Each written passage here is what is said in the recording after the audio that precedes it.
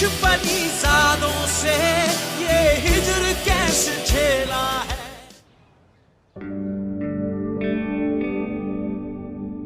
New York के सबसे बड़े अस्पताल में मैंने एनी के आई ट्रांसप्लांट के लिए रजिस्ट्रेशन करवा ली और वहाँ के ऑप्थेमोलॉजिस्ट इतने पुरुमीद हैं कि उन्हें एनी का मैचिंग लेंस जल्द ही मिल जाएगा, लेकिन इसने बेवकूफ़ाना जिद बांध ली है कि ये नहीं जाएगी। और फिर मैंने बिजनेस डील किया आपके साथ। मेरे एम्प्लॉइज को रहने की जगह चाहिए थी उस एरिया में। मेरा काम भी हो जाएगा, आप लोगों का काम भी हो जाएगा। मुझे तो नहीं लगता परिजाद सर, आप कुछ भी हो सकते हैं लेकिन अच्छे बिजनेसमैन नहीं हो सकते। मैं सब जानती हूँ आप ये क्यों कर रहे हैं। आपकी शर्त पूरी हो गई, बस अब आप चुप करें। अब ये मेरा और शर्जील का मामला है। आने वाले मुफलिस, मजबूर और लाचार परिजाद ने दुनिया झुकती है तुम्हारे आगे। मैं तुमसे कोई और सौदा करना चाहूँ, फिर तुम क्या कहो? कोई और सौदा सर? इस मकान के अलावा मेरे पास और कोई कीमती चीज़ नहीं।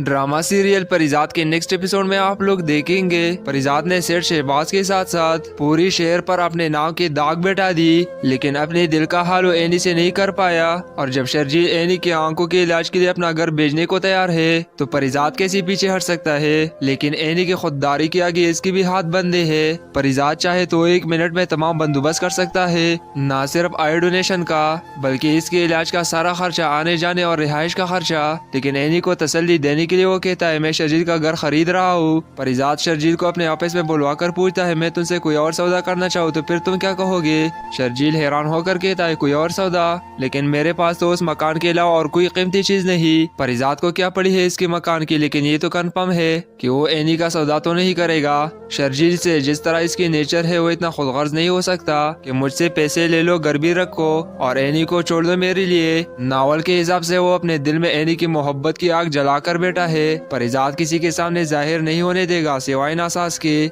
वो भी इसे यही मशवरा दे रहा है कि तुम अब वो पहले वाले मुफलिस, मजबूर और लाचार परिजाद नहीं हो। दुनिया झुकती है तुम्हारे आगे, एक बार बात तो करो, अपने दिल का हाल तो सुनाओ। लेकिन परिजाद को लगता है एनी की आंखें वापस आ गई तो वो उसकी तरफ देखकर मुंह ना मोड़ ले। लेकिन एनी को परिजाद के लफ्जों से प्यार है, न कि उसकी शक्ल और सूरत से। एनी के लिए आई डोनेशन का इंतजाम परिजाद पूरी तौर पर करवा लेगा। शर्जील से भी यही कहेगा कि वो एनी को खुशखबरी सुनाए कि ऑपरेशन का इंतजाम हो गया है, हमें फौरन जाना है। लेकिन एनी के सामने मेरा नाम मत ले। यहाँ पर एनी जिद लगाएगी कि वो परिजाद के बगैर ऑपरेशन करवाने नहीं जाएगी। आंखों की रोशनी आने के बाद वो सबसे पहले जिसका चेहरा देखना चाहती है वो परिजाद है। दूसरी तरफ अदनान परिजाद के सामने एनी से मोहब्बत का इजहार करता है कि वापस आकर मैं एनी को प्रपोज करना चाहता हूँ। मैं बचपन से ही एनी से मोहब्बत करता हूँ और इससे शादी करना चाहता हूँ, लेकिन एनी मेरी फीलिंग्स के बारे में नहीं जानती। परिजाद ये सुनकर तड़प जाता है। परिजाद अपने ड्राइवर कबीर खान के जरिए शर्जील को कत्ल करवाने की साजिश करता है, लेकिन जब अपने होश हवास में आता है तो सोचता है कि ये मैं क्या करने जा रहा था,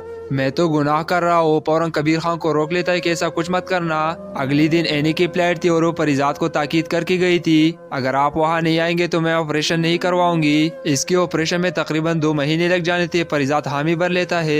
एनी के जाने के बाद वो इंटरनेट पर सर्च करता है कि किस तरह वो अपने चेहरे को खूबसूरत बना सकता है। टेक्नोलॉजी इतने आगे जा चुकी है कि वो बदसूरत से बदसूरत चेहरे को भी खूबसूरत बना सकती है। ऐसे में अमेरिका के एक डॉक्टर से परिजाद का राब्ता होता है जो तेजाब या किसी और हादसे में जले हुए चेहरे को प्लास्टिक सर्जरी करके ठीक करते हैं। परिजाद इनसे बात करता है, अपने सारे रिपोर्टें भेजता है तो डॉक्टर से इनकार कर देते हैं कि आपके साथ ऐसा कोई मामला नहीं है, सिर्फ रंगत की वजह से हम आपके प्लास्टिक सर्जरी नहीं कर सकते। परिजाद का इसरार बढ़ता है, अगर उन्होंने ऐसा ना किया तो अपनी जान दे देगा। वो एनी की आंखों की रोशनी आने से पहले खुद को इसके काबिल बनाना चाहता था। दूसरी तरफ एनी की फोन पर फोन आ रहे थे कि आप अभी तक आए क्यों नहीं। अचानक परिजाद को पता नहीं क्या होता है जब डॉक्टर इसे टाइम देते हैं सर्जरी का। जाने से पहले परिजाद का दिल उचाट हो जाता है और इसकी अंदर की आवाज इसे रोक लेती है खुद को आईने के सामने खूबसूरत दिखाने के लिए। क्या खुद कभी आईना देखने के काबिल रहेगा? इस तरह तो इसका ज्यादा मजाक उड़ाया जाएगा। लोग इसे फिर से ताने देंगे, ये देखो पैसे का कमाल, अल्लाह की बनाई हुई सूरत को कैसे अपने हाथों से खराब कर सकता है। अब दुनिया में तो कितना अरसा रहेगा, कयामत के दिन किस मुंह से जाएगा। 1 मिनट में इसका दिल हर चीज से उचाट हो जाता है। सब कुछ छोड़ छाड़ कर एक बार फिर से स्टेशन पर खड़ा है, ट्रेन का इंतजार कर रहा है। ट्रेन आए और वो 1 मिनट में इसके सामने आकर अपनी जिंदगी का किस्सा खत्म कर दे। लेकिन फिर एक बार नासाज का चेहरा सामने आ जाता है और वो ट्रेन के सामने आने के बजाय ट्रेन में बैठ जाता है। आखिरी स्टेशन के टिकट लेता है और सारा दिन ट्रेन में गुजर जाता है। आखिरी स्टेशन पर जब सब मुसाफिरों के उतरने के बाद उतरता है तो फिर से अगली ट्रेन की टिकट लेकर आखिरी स्टेशन पर उतरता है। कई दिन तक वो ये सब कुछ करता रहा कि शायद इसकी जिंदगी के आखिरी स्टेशन भी इसे मिल जाए। मिट्टी से भरे हुए कपड़े, बिखरे बाल, इसका हुलिया ही बिगड़ जाता है।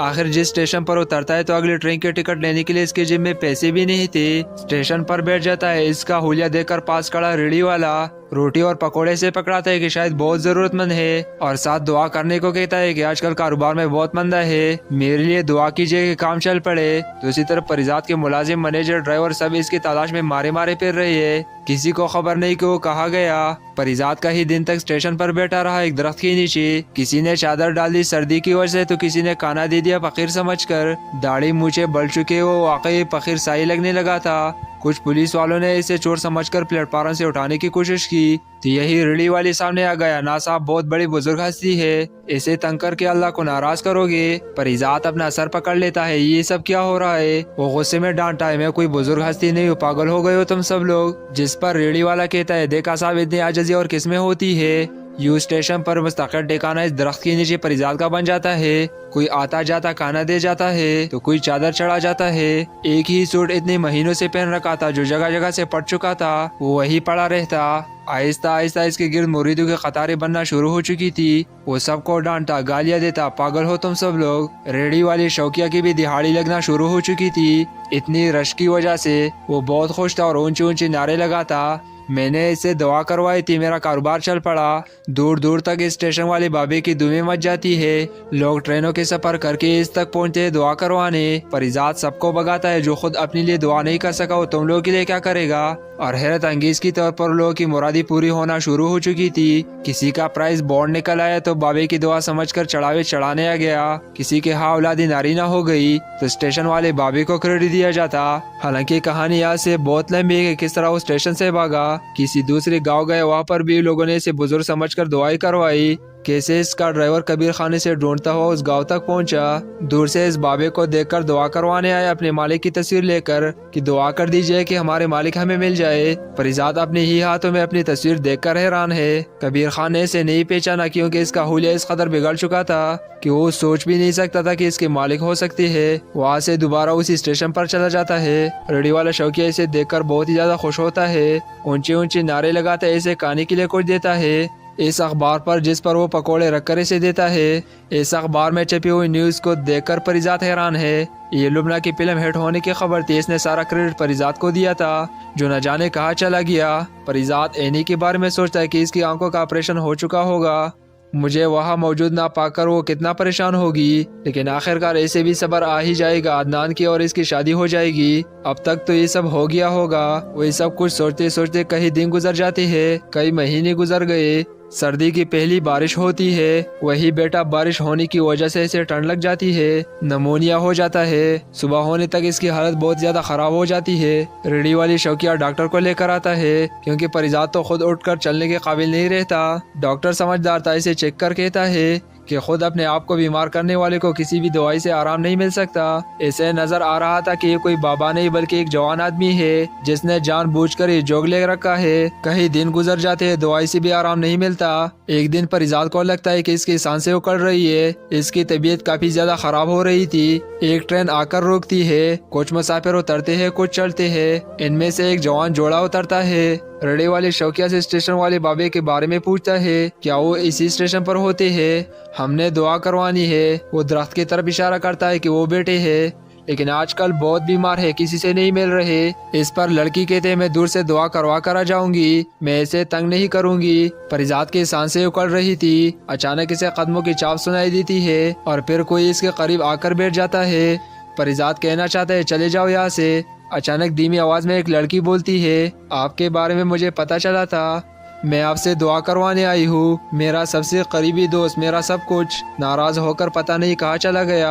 आप दुआ करें कि वो मुझे मिल जाए। परिजात के अल्फाज मुंह में ही दम तोड़ लेते हैं। एनी की आवाज सुनकर जैसे जिंदगी वापस लौट आई हो। वो बहुत मुश्किल से अपनी आंखें खोल देता है। देखेंगे परिजात ने सेठ शहबाज के साथ साथ पूरी शहर पर अपने नाम की दाग बैठा दी, लेकिन अपने दिल का हाल वो एनी से नहीं कर पाया। और जब शर्जील एनी की आंखों के इलाज के लिए अपना घर भेजने को तैयार है तो परिजात कैसे पीछे हट सकता है। लेकिन एनी की खुददारी के आगे इसके भी हाथ बंधे है। परिजात चाहे तो 1 मिनट में तमाम बंदोबस्त कर सकता है, न सिर्फ आई डोनेशन का बल्कि इसके इलाज का सारा खर्चा, आने जाने और रिहाइश का खर्चा। लेकिन एनी को तसल्ली देने के लिए वो कहता है मैं शर्जील का घर खरीद रहा हूँ। परिजात शर्जील को अपने ऑफिस में बुलवाकर पूछता है मैं तुमसे कोई और सौदा करना चाहूँ तो फिर तुम क्या कहोगे। शर्जील हैरान होकर कहता है कोई और सौदा, लेकिन मेरे पास तो उस मकान के अलावा और कोई कीमती चीज नहीं। परिजात को क्या पड़ी है इसके मकान की, लेकिन ये तो कन्फर्म है कि वो एनी का सौदा तो नहीं करेगा। शर्जील से जिस तरह इसकी नेचर है वो इतना खुदगर्ज नहीं हो सकता कि मुझसे पैसे ले लो, घर भी रखो और एनी को छोड़ दो मेरे लिए। नावल के हिसाब से वो अपने दिल में एनी की मोहब्बत की आग जलाकर बैठा है। परिजात किसी के सामने जाहिर नहीं होने देगा सिवाय नासास के। वो भी इसे यही मशवरा दे रहा है कि तुम अब वो पहले वाले मुफलिस, मजबूर और लाचार परिजात नहीं हो। दुनिया झुकती है तुम्हारे आगे, एक बार बात तो करो, अपने दिल का हाल तो सुनाओ। लेकिन परिजात को लगता है एनी की आंखें वापस आ गई तो वो उसकी तरफ देखकर मुंह ना मोड़ ले। लेकिन एनी को परिजात के लफ्जों से प्यार है, न कि उसकी शक्ल और सूरत से। एनी के लिए आई डोनेशन का इंतजाम परिजात पूरी तौर पर करवा लेगा। शर्जील से भी यही कहेगा कि वो एनी को खुशखबरी सुनाए कि ऑपरेशन का इंतजाम हो गया है, हमें फौरन जाना है। लेकिन एनी के सामने मेरा नाम मत ले। यहाँ पर एनी जिद लगाएगी कि वो परिजात के बगैर ऑपरेशन करवाने नहीं जाएगी। आंखों की रोशनी आने के बाद वो सबसे पहले जिसका चेहरा देखना चाहते है वो परिजात है। दूसरी तरफ अदनान परिजात के सामने एनी से मोहब्बत का इजहार करता है कि वापस आकर मैं एनी को प्रपोज करना चाहता हूँ। मैं बचपन से ही एनी से मोहब्बत करता हूँ और इससे शादी करना चाहता हूँ, लेकिन एनी मेरी फीलिंग्स के बारे में नहीं जानती। परिजात ये सुनकर तड़प जाता है। परिजात अपने ड्राइवर कबीर खान के जरिए शर्जील को कत्ल करवाने की साजिश करता है, लेकिन जब अपने होश हवास में आता है तो सोचता है कि ये मैं क्या करने जा रहा था, मैं तो गुनाह कर रहा हूँ। फौरन कबीर खान को रोक लेता है कि ऐसा कुछ मत करना। अगली दिन एनी की फ्लाइट थी और वो परिजात को ताकीद करके गई थी अगर आप वहाँ नहीं आएंगे तो मैं ऑपरेशन नहीं करवाऊंगी। इसके ऑपरेशन में तकरीबन 2 महीने लग जाने थे। परिजात हामी भर लेता है। एनी के जाने के बाद वो इंटरनेट पर सर्च करता है कि किस तरह वो अपने चेहरे को खूबसूरत बना सकता है। टेक्नोलॉजी इतने आगे जा चुकी है कि वो बदसूरत से बदसूरत चेहरे को भी खूबसूरत बना सकती है। ऐसे में अमेरिका के एक डॉक्टर से परिजात का राब्ता होता है जो तेजाब या किसी और हादसे में जले हुए चेहरे को प्लास्टिक सर्जरी करके ठीक करते हैं। परिजात इनसे बात करता है, अपने सारे रिपोर्टें भेजता है तो डॉक्टर से इनकार कर देते हैं कि आपके साथ ऐसा कोई मामला नहीं है, सिर्फ रंगत की वजह से हम आपकी प्लास्टिक सर्जरी नहीं कर सकते। परिजात का इसरार बढ़ता है, अगर उन्होंने ऐसा ना किया तो अपनी जान दे देगा। वो एनी की आंखों की रोशनी आने से पहले खुद को इसके काबिल बनाना चाहता था। दूसरी तरफ एनी के फोन पर फोन आ रहे थे कि आप अभी तक आए क्यों नहीं। अचानक परिजात को पता नहीं क्या होता है जब डॉक्टर इसे टाइम देते हैं सर्जरी का। जाने से पहले परिजात का दिल उचाट हो जाता है और इसकी अंदर की आवाज इसे रोक लेती है खुद को आईने के सामने खूबसूरत दिखाने के लिए। क्या खुद कभी आईना देखने के काबिल रहेगा? इस तरह तो इसका ज्यादा मजाक उड़ाया जाएगा। लोग इसे फिर से ताने देंगे, ये देखो पैसे का कमाल, अल्लाह की बनाई हुई सूरत को कैसे अपने हाथों से खराब कर सकता है। अब दुनिया में तो कितना अरसा रहेगा, कयामत के दिन किस मुंह से जाएगा। 1 मिनट में इसका दिल हर चीज से उचाट हो जाता है। सब कुछ छोड़ छाड़ कर एक बार फिर से स्टेशन पर खड़ा है, ट्रेन का इंतजार कर रहा है। ट्रेन आए और वो 1 मिनट में इसके सामने आकर अपनी जिंदगी का किस्सा खत्म कर दे।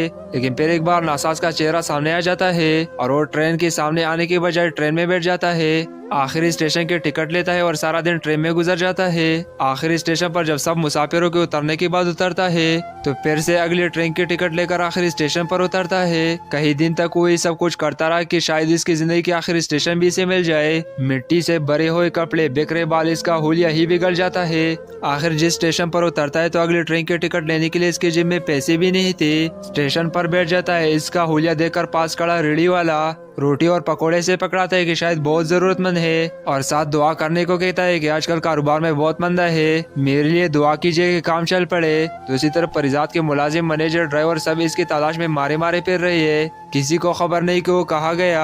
परिजात का ही दिन तक स्टेशन पर बैठा रहा एक दरख्त के नीचे। किसी ने चादर डाल दी सर्दी की वजह से तो किसी ने खाना दे दिया फकीर समझकर। दाढ़ी मूछे बढ़ चुके वो वाकई फकीर साई लगने लगा था। कुछ पुलिस वालों ने इसे चोर समझकर प्लेटफार्म से उठाने की कोशिश की तो यही रेडी वाली सामने आ गया। ना साहब, बहुत बड़ी बुजुर्ग हस्ती है, इसे तंग करके अल्लाह को नाराज करोगे। परिजात अपना सर पकड़ लेता है, ये सब क्या हो रहा है। वो गुस्से में डांटा है, मैं कोई बुजुर्ग हस्ती नहीं हूँ, पागल हो गए हो तुम सब लोग। जिस पर रेडी वाला कहता है, देखा साहब इतनी आजिज़ी और किसमें होती है।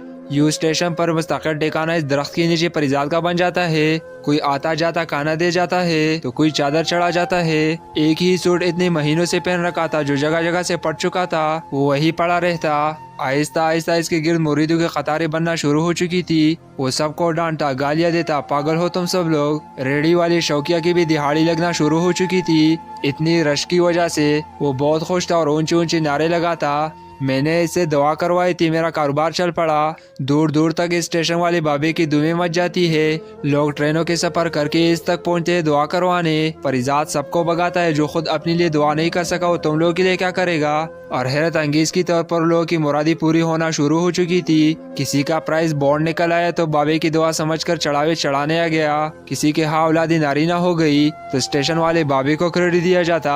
हालांकि कहानी यहाँ से बहुत लंबी है कि किस तरह वो स्टेशन से भागा, किसी दूसरे गांव गए, वहाँ पर भी लोगों ने इसे बुजुर्ग समझकर दुआई करवाई। कैसे इसका ड्राइवर कबीर खाने से ढूंढता हुआ उस गांव तक पहुंचा। दूर से इस बाबे को देखकर दुआ करवाने आया अपने मालिक की तस्वीर लेकर कि दुआ कर दीजिए कि हमारे मालिक हमें मिल जाए। परिजात अपने ही हाथों में अपनी तस्वीर देखकर हैरान है। कबीर खान ने इसे नहीं पहचाना क्योंकि इसका हुलिया इस कदर बिगड़ चुका था कि वो सोच भी नहीं सकता था कि इसके मालिक हो सकती है। वहाँ से दोबारा उसी स्टेशन पर चला जाता है। रेडी वाला शौकिया इसे देखकर बहुत ही ज्यादा खुश होता है। ऊंचे ऊंचे नारे लगाता है, इसे खाने के लिए कुछ देता है। इस अखबार पर जिस पर वो पकोड़े रखकर इसे देता है, इस अखबार में छपी हुई न्यूज को देखकर परिजात हैरान है। ये लुबना की फिल्म हिट होने की खबर थी। इसने सारा क्रेडिट परिजात को दिया था जो न जाने कहाँ चला गया। परिजात एनी के बारे में सोचता है कि इसकी आंखों का ऑपरेशन हो चुका होगा।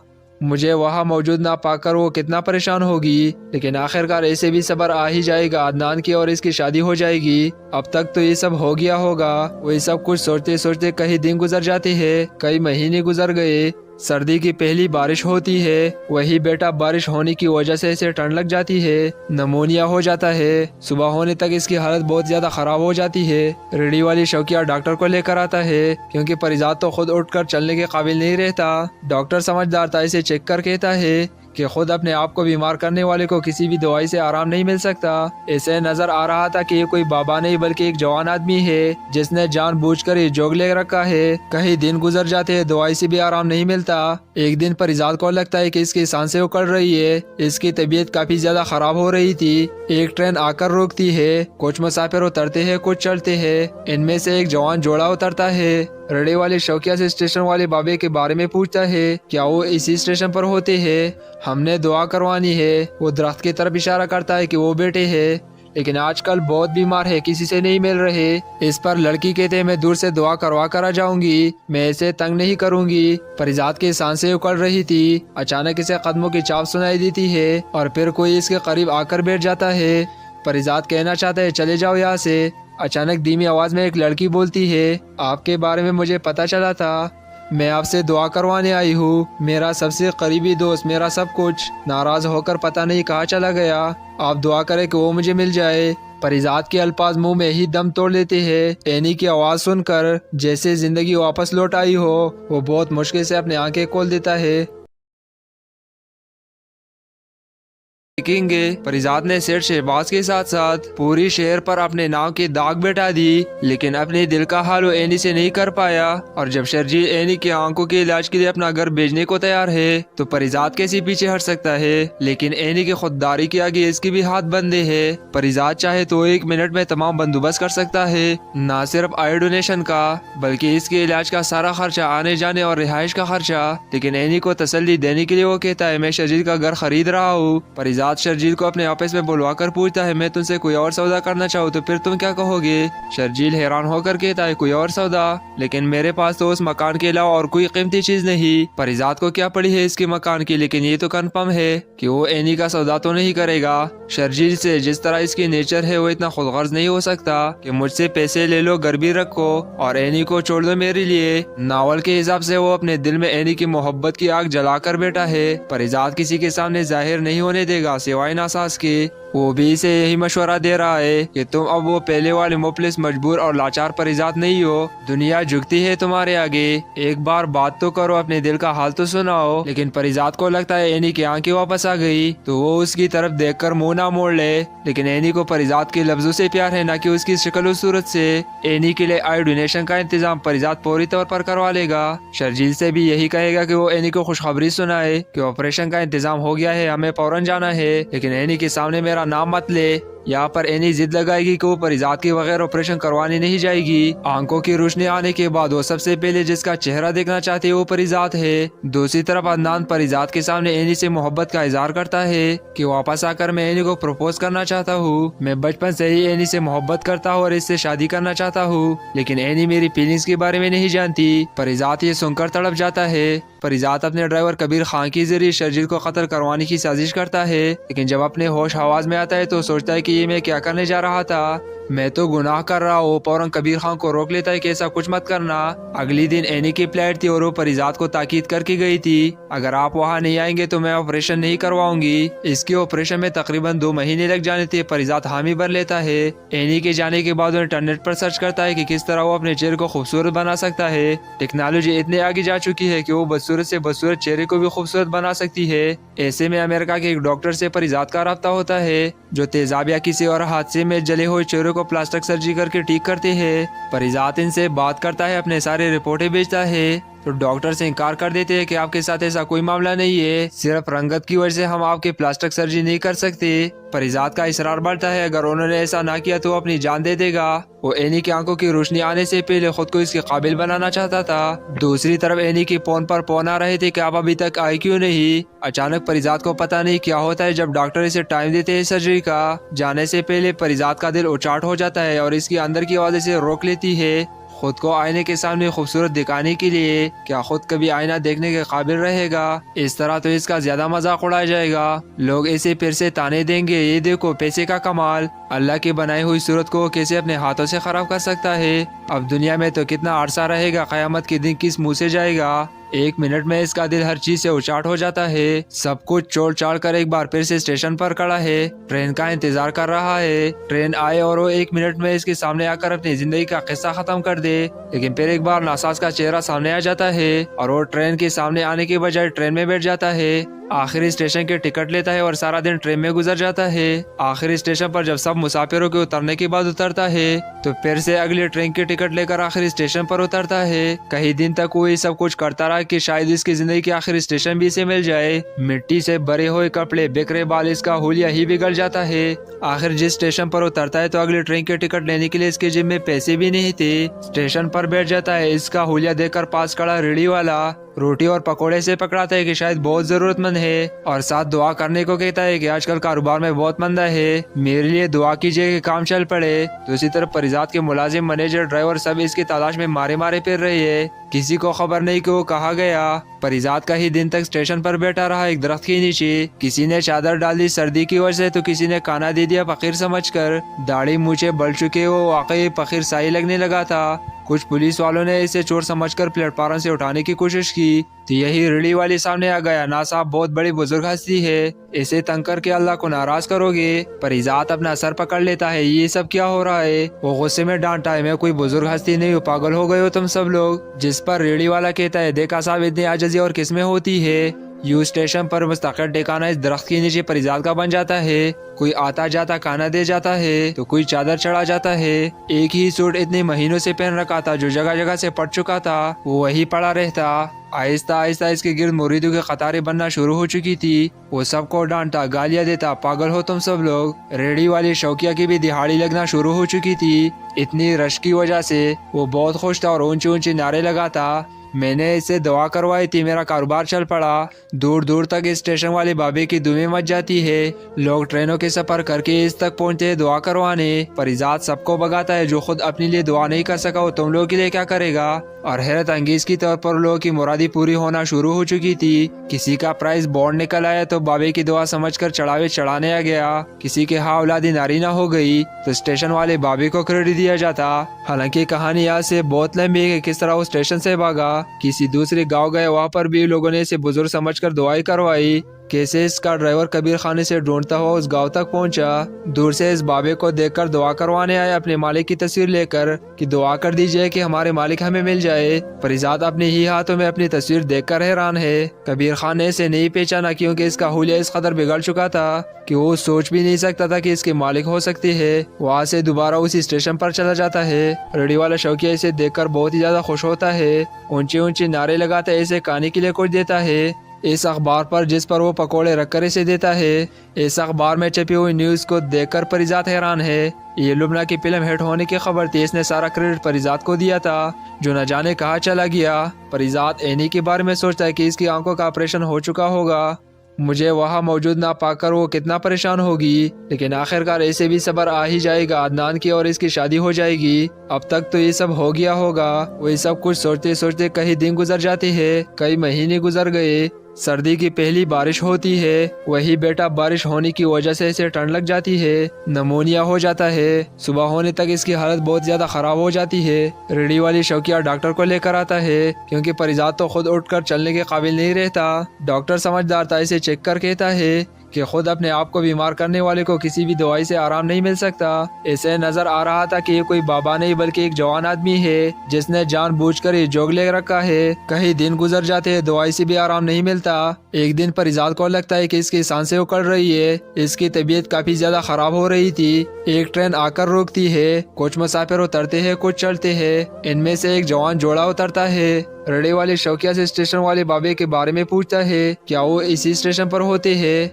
हमने दुआ करवानी है। वो दरख्त की तरफ इशारा करता है कि वो बेटे है, लेकिन आजकल बहुत बीमार है, किसी से नहीं मिल रहे। इस पर लड़की कहते हैं, मैं दूर से दुआ करवा कर आ जाऊंगी, मैं इसे तंग नहीं करूंगी। परिजात की सांसें उखड़ रही थी। अचानक इसे कदमों की चाप सुनाई देती है और फिर कोई इसके करीब आकर बैठ जाता है। परिजात कहना चाहता है, चले जाओ यहाँ से। अचानक धीमी आवाज में एक लड़की बोलती है, आपके बारे में मुझे पता चला था, मैं आपसे दुआ करवाने आई हूँ। मेरा सबसे करीबी दोस्त, मेरा सब कुछ, नाराज होकर पता नहीं कहाँ चला गया। आप दुआ करें कि वो मुझे मिल जाए। परिजात के अल्फाज मुंह में ही दम तोड़ लेते हैं। एनी की आवाज सुनकर जैसे जिंदगी वापस लौट आई हो, वो बहुत मुश्किल से अपनी आंखें खोल देता है।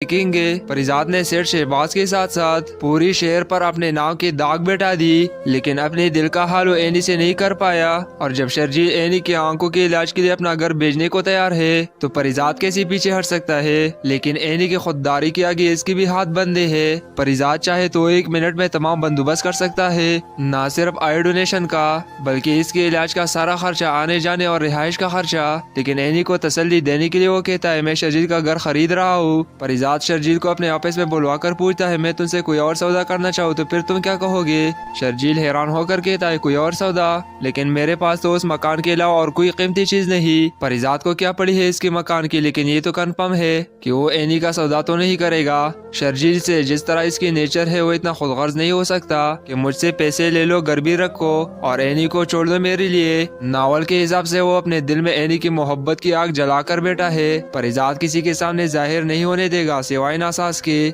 वो भी इसे यही मशवरा दे रहा है कि तुम अब वो पहले वाले मुफलिस, मजबूर और लाचार परिजात नहीं हो। दुनिया झुकती है तुम्हारे आगे, एक बार बात तो करो, अपने दिल का हाल तो सुनाओ। लेकिन परिजात को लगता है एनी की आंखें वापस आ गई तो वो उसकी तरफ देखकर मुंह ना मोड़ ले। लेकिन एनी को परिजात के लफ्जों से प्यार है, न कि उसकी शक्ल और सूरत से। एनी के लिए आई डोनेशन का इंतजाम परिजात पूरी तौर पर करवा लेगा। शर्जील से भी यही कहेगा कि वो एनी को खुशखबरी सुनाए कि ऑपरेशन का इंतजाम हो गया है, हमें फौरन जाना है। लेकिन एनी के सामने मेरा नाम मत ले। यहाँ पर एनी जिद लगाएगी कि वो परिजात के बगैर ऑपरेशन करवाने नहीं जाएगी। आंखों की रोशनी आने के बाद वो सबसे पहले जिसका चेहरा देखना चाहती है वो परिजात है। दूसरी तरफ अदनान परिजात के सामने एनी से मोहब्बत का इजहार करता है कि वापस आकर मैं एनी को प्रपोज करना चाहता हूँ। मैं बचपन से ही एनी से मोहब्बत करता हूँ और इससे शादी करना चाहता हूँ, लेकिन एनी मेरी फीलिंग्स के बारे में नहीं जानती। परिजात ये सुनकर तड़प जाता है। परिजात अपने ड्राइवर कबीर खान के जरिए शर्जील को कत्ल करवाने की साजिश करता है, लेकिन जब अपने होश हवास में आता है तो सोचता है कि ये मैं क्या करने जा रहा था, मैं तो गुनाह कर रहा हूँ। फौरन कबीर खान को रोक लेता है कि ऐसा कुछ मत करना। अगली दिन एनी की फ्लाइट थी और वो परिजात को ताकीद करके गई थी, अगर आप वहाँ नहीं आएंगे तो मैं ऑपरेशन नहीं करवाऊंगी। इसके ऑपरेशन में तकरीबन 2 महीने लग जाने थे। परिजात हामी भर लेता है। एनी के जाने के बाद वो इंटरनेट पर सर्च करता है कि किस तरह वो अपने चेहरे को खूबसूरत बना सकता है। टेक्नोलॉजी इतने आगे जा चुकी है कि वो बदसूरत से बदसूरत चेहरे को भी खूबसूरत बना सकती है। ऐसे में अमेरिका के एक डॉक्टर से परिजात का राब्ता होता है जो तेजाब या किसी और हादसे में जले हुए चेहरे को प्लास्टिक सर्जरी करके ठीक करते हैं। परिजात इनसे बात करता है, अपने सारे रिपोर्टें भेजता है तो डॉक्टर से इनकार कर देते हैं कि आपके साथ ऐसा कोई मामला नहीं है, सिर्फ रंगत की वजह से हम आपके प्लास्टिक सर्जरी नहीं कर सकते। परिजात का इसरार बढ़ता है, अगर उन्होंने ऐसा ना किया तो अपनी जान दे देगा। वो एनी की आंखों की रोशनी आने से पहले खुद को इसके काबिल बनाना चाहता था। दूसरी तरफ एनी की फोन पर फोन आ रहे थे कि आप अभी तक आए क्यों नहीं। अचानक परिजात को पता नहीं क्या होता है जब डॉक्टर इसे टाइम देते हैं सर्जरी का। जाने से पहले परिजात का दिल उचाट हो जाता है और इसकी अंदर की आवाज़ इसे रोक लेती है खुद को आईने के सामने खूबसूरत दिखाने के लिए। क्या खुद कभी आईना देखने के काबिल रहेगा? इस तरह तो इसका ज्यादा मजाक उड़ाया जाएगा। लोग इसे फिर से ताने देंगे, ये देखो पैसे का कमाल, अल्लाह की बनाई हुई सूरत को कैसे अपने हाथों से खराब कर सकता है। अब दुनिया में तो कितना अरसा रहेगा, कयामत के दिन किस मुंह से जाएगा। 1 मिनट में इसका दिल हर चीज से उचाट हो जाता है। सब कुछ छोड़ छाड़ कर एक बार फिर से स्टेशन पर खड़ा है। ट्रेन का इंतजार कर रहा है। ट्रेन आए और वो 1 मिनट में इसके सामने आकर अपनी जिंदगी का किस्सा खत्म कर दे। लेकिन फिर एक बार नासाज का चेहरा सामने आ जाता है और वो ट्रेन के सामने आने के बजाय ट्रेन में बैठ जाता है। आखिरी स्टेशन के टिकट लेता है और सारा दिन ट्रेन में गुजर जाता है। आखिरी स्टेशन पर जब सब मुसाफिरों के उतरने के बाद उतरता है तो फिर से अगली ट्रेन की टिकट लेकर आखिरी स्टेशन पर उतरता है। कई दिन तक वो ये सब कुछ करता रहा कि शायद इसकी जिंदगी के आखिरी स्टेशन भी इसे मिल जाए। मिट्टी से भरे हुए कपड़े, बिखरे बाल, इसका हुलिया ही बिगड़ जाता है। आखिर जिस स्टेशन पर उतरता है तो अगली ट्रेन के टिकट लेने के लिए इसके जेब में पैसे भी नहीं थे। स्टेशन पर बैठ जाता है। इसका हुलिया देखकर पास खड़ा रेडी वाला रोटी और पकोड़े से पकड़ाता है कि शायद बहुत जरूरतमंद है और साथ दुआ करने को कहता है कि आजकल कारोबार में बहुत मंदा है, मेरे लिए दुआ कीजिए कि काम चल पड़े। दूसरी तरफ परिजात के मुलाजिम, मैनेजर, ड्राइवर सब इसकी तलाश में मारे मारे फिर रही है। किसी को खबर नहीं कि वो कहाँ गया। परिजात का ही दिन तक स्टेशन पर बैठा रहा एक दरख्त के नीचे। किसी ने चादर डाल दी सर्दी की वजह से तो किसी ने खाना दे दिया फकीर समझकर। दाढ़ी मूछे बढ़ चुके वो वाकई फकीर साई लगने लगा था। कुछ पुलिस वालों ने इसे चोर समझकर प्लेटफार्म से उठाने की कोशिश की तो यही रेडी वाली सामने आ गया। ना साहब, बहुत बड़ी बुजुर्ग हस्ती है, इसे तंग करके अल्लाह को नाराज करोगे। परिजात अपना सर पकड़ लेता है, ये सब क्या हो रहा है। वो गुस्से में डांटा है, मैं कोई बुजुर्ग हस्ती नहीं हूँ, पागल हो गए हो तुम सब लोग। जिस पर रेडी वाला कहता है, देखा साहब इतनी आजिज़ी और किस्में होती है। यू स्टेशन पर मुस्तकिल ठिकाना इस दरख्त के नीचे परिजात का बन जाता है। कोई आता जाता खाना दे जाता है तो कोई चादर चढ़ा जाता है। एक ही सूट इतने महीनों से पहन रखा था जो जगह जगह से पड़ चुका था, वो वही पड़ा रहता। आहिस्ता आहिस्ता इसके गिर्द मुरीदों की कतारें बनना शुरू हो चुकी थी। वो सबको डांटा, गालियां देता, पागल हो तुम सब लोग। रेडी वाली शौकिया की भी दिहाड़ी लगना शुरू हो चुकी थी। इतनी रश की वजह से वो बहुत खुश था और ऊंचे ऊंचे नारे लगाता। मैंने इससे दवा करवाई थी, मेरा कारोबार चल पड़ा। दूर दूर तक इस स्टेशन वाले बाबे की दुमें मच जाती है। लोग ट्रेनों के सफर करके इस तक पहुंचते हैं दुआ करवाने। परिजात सबको भगाता है, जो खुद अपने लिए दुआ नहीं कर सका वो तुम लोगों के लिए क्या करेगा। और हैरत अंगेज की तौर पर लोगों की मुरादी पूरी होना शुरू हो चुकी थी। किसी का प्राइस बॉन्ड निकल आया तो बाबे की दुआ समझकर चढ़ावे चढ़ाने आ गया। किसी के हाँ औलादी नारीना हो गई तो स्टेशन वाले बाबे को क्रेडिट दिया जाता।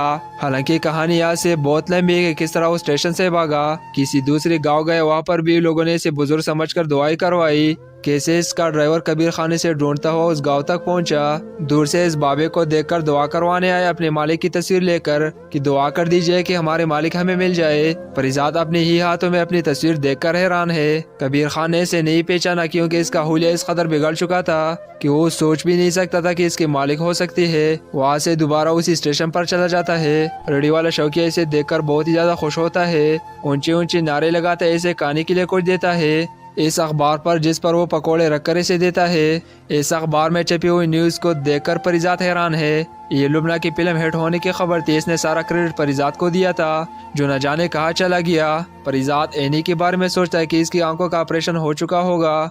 मुझे वहाँ मौजूद ना पाकर वो कितना परेशान होगी, लेकिन आखिरकार ऐसे भी सबर आ ही जाएगा। अदनान की और इसकी शादी हो जाएगी। अब तक तो ये सब हो गया होगा। वो ये सब कुछ सोचते सोचते कई दिन गुजर जाते हैं, कई महीने गुजर गए। सर्दी की पहली बारिश होती है, वही बेटा बारिश होने की वजह से इसे ठंड लग जाती है, नमोनिया हो जाता है। सुबह होने तक इसकी हालत बहुत ज्यादा खराब हो जाती है। रेडी वाली शौकिया डॉक्टर को लेकर आता है, क्योंकि परिजाद तो खुद उठकर चलने के काबिल नहीं रहता। डॉक्टर समझदार था, इसे चेक कर कहता है कि खुद अपने आप को बीमार करने वाले को किसी भी दवाई से आराम नहीं मिल सकता। इसे नजर आ रहा था कि ये कोई बाबा नहीं बल्कि एक जवान आदमी है, जिसने जानबूझकर ये जोग ले रखा है। कई दिन गुजर जाते हैं, दवाई से भी आराम नहीं मिलता।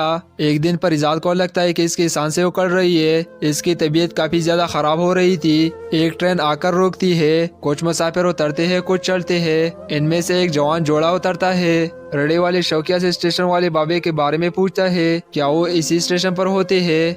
हमने दुआ करवानी है। वो दरख्त की तरफ इशारा करता है कि वो बेटे हैं, लेकिन आजकल बहुत बीमार है, किसी से नहीं मिल रहे। इस पर लड़की कहते हैं, मैं दूर से दुआ करवा कर आ जाऊंगी, मैं इसे तंग नहीं करूंगी। परिजाद की सांसें उकड़ रही थी। अचानक इसे कदमों की चाप सुनाई देती है और फिर कोई इसके करीब आकर बैठ जाता है। परिजाद कहना चाहता है, चले जाओ यहाँ से। अचानक धीमी आवाज में एक लड़की बोलती है, आपके बारे में मुझे पता चला था, मैं आपसे दुआ करवाने आई हूँ। मेरा सबसे करीबी दोस्त, मेरा सब कुछ, नाराज होकर पता नहीं कहाँ चला गया। आप दुआ करें कि वो मुझे मिल जाए। परिजाद के अल्फाज मुंह में ही दम तोड़ लेते हैं। एनी की आवाज सुनकर जैसे जिंदगी वापस लौट आई हो, वो बहुत मुश्किल से अपनी आंखें खोल देता है।